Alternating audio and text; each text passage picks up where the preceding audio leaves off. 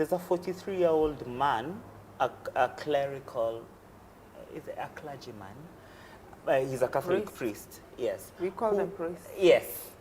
He was found dead in a lodging with a staffer, and a female staffer in church, from the church. They're from the same church.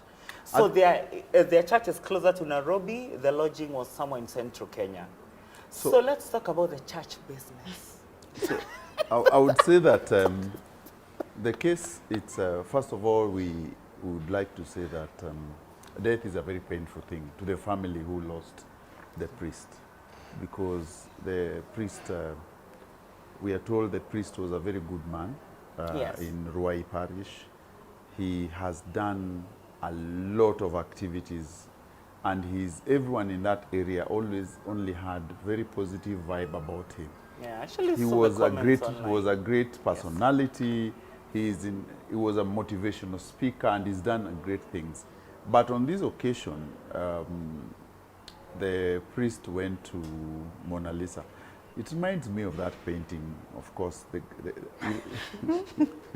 You know, Mona Lisa. It reminded me of the mortuary. There's a Mona Lisa and something.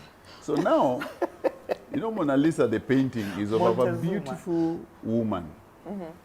Of course, 1613 BC, 1613, in the year 1613, which was done, and it was one of the most coveted paintings. It has been stolen. It was stolen in 1900. Someone found it in 1960. It was exhibited in France. It's still there. But when I remember this case, I always remember the hotel they were in. It's also Mona Lisa. So I was putting Mona Lisa, the hotel, and Mona Lisa, the painting, the most expensive painting of a generation. And this priest walks into Mona Lisa. That was his favorite joint. And you know that Mona Lisa is a woman with... Have you seen that painting? Very sly, coily, the smile. Is it a smile? Yes. Or is it a cry? Or yes. You just don't know. You don't know. So, of course, the priest went through that Mona Lisa, figuratively. And things happened, and he couldn't breathe. And he passed on when they were driving him. And this brings us to what I always like. The Catholic Church, which is a very big and beautiful church, has struggled with very many issues, and the church in general. But in this case, they've struggled with cases of should priests marry or not, and the celibacy vows. Remember, the celibacy, the rule of the canon laws, there's one, number 277, which says, and I quote, that the priests are not allowed to be in company of the people who might lead them into temptation or otherwise.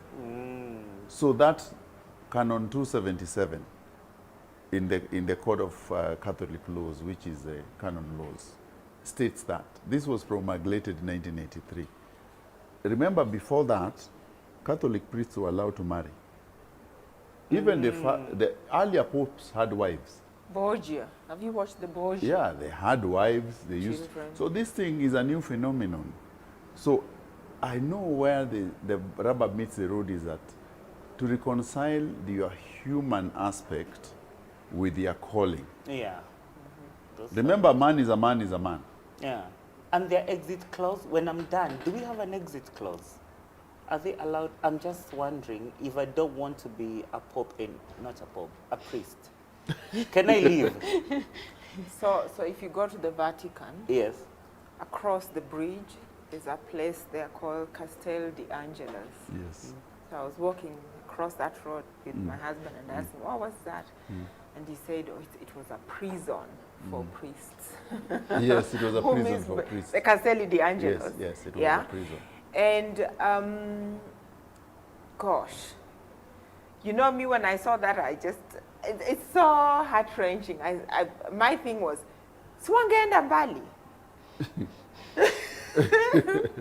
At least pretend they're going out of town for some, I don't know what, some meeting, yeah?